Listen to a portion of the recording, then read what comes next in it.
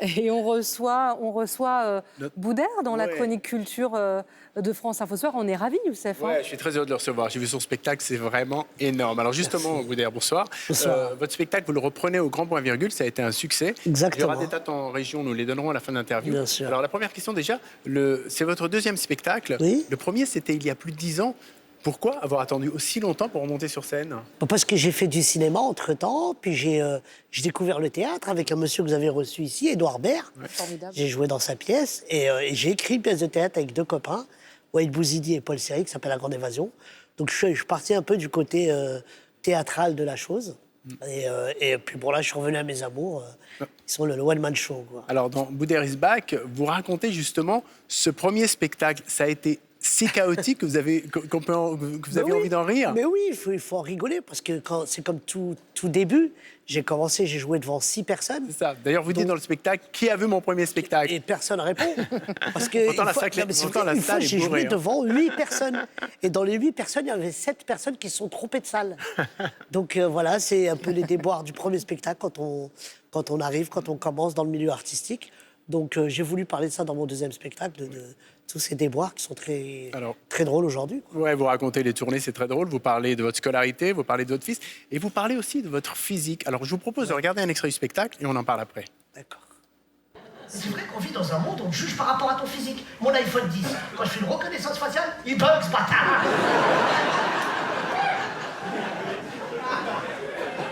Et moi, souvent, on m'arrête dans la rue, on me demande une photo, un autographe, une fois véridique. Une fille super jolie, elle vient voir, elle dit Boudère, on peut prendre une photo? Je dis ouais, y a pas de problème. Elle me dit, oh là là, t'es gentil. En plus, t'as le portrait craché de ma sœur. J'ai eu putain la pauvre. Après, elle montre une photo de sa sœur, elle dit ok, l'œil des chicots, je dis, faut pas bouger. Même sur la photo, et puis de la gueule, hein. Et moi, il y a 2 types de personnes, quand ils me voient, il se passe un truc. C'est les mecs bourrés et les enfants. Je te jure, les mecs bourrés, quand ils me croisent, ils pensent qu'ils sont dans l'au-delà. Tu sais, c'est toujours la même chose. Oh, un pélican. Et les enfants, ils jouent avec mon visage, ils croient que je suis en pâte à modeler, moi. L'autre jour, je tenais un bébé, m'a sucé pendant 20 minutes, hein.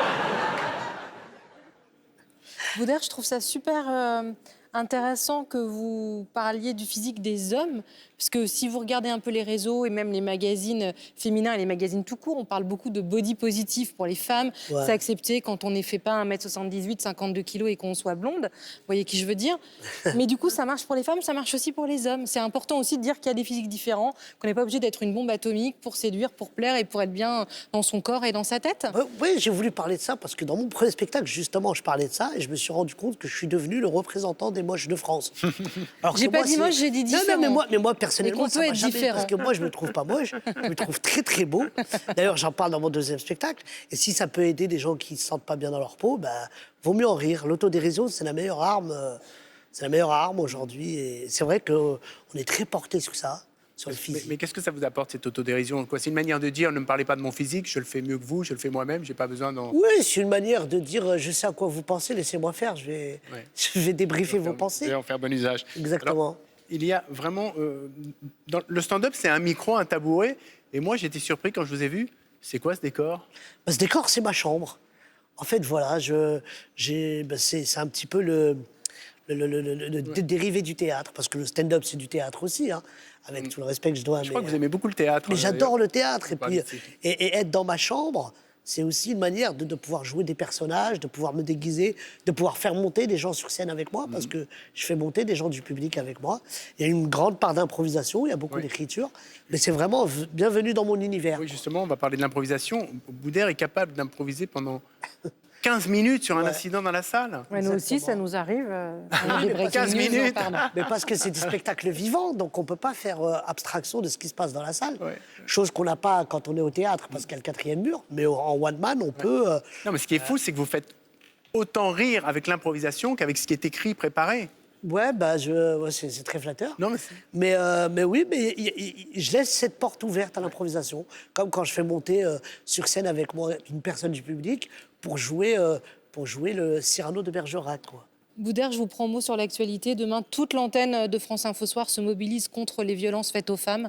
Il y a un grand Grenelle contre les féminicides. C'est un mouvement que vous soutenez. C'est nécessaire. Bien sûr, c'est c'est très important. Je soutiens et j'ai été jouer moi, mon spectacle pour des associations de femmes battues. Et c'est intolérable qu'en 2019, on ait encore des femmes qui se fassent battre par leur mari ou par leur frère. Merci. Merci beaucoup, Boudère. Alors, je rappelle, vous êtes au Grand Point Virgule à partir du 19 septembre et en province, mais c'est à peu près complet. Donc, tout va bien. Oui, je joue à Saint-Galmier et à Nantes dans pas longtemps. Eh ben, on y sera. Vous étiez bienvenus. Merci Youssef de nous avoir apporté Boudère sur un canapé, c'est super. Et de l'avoir quitté votre chambre tout de suite, évidemment, le JT, le rappel des titres.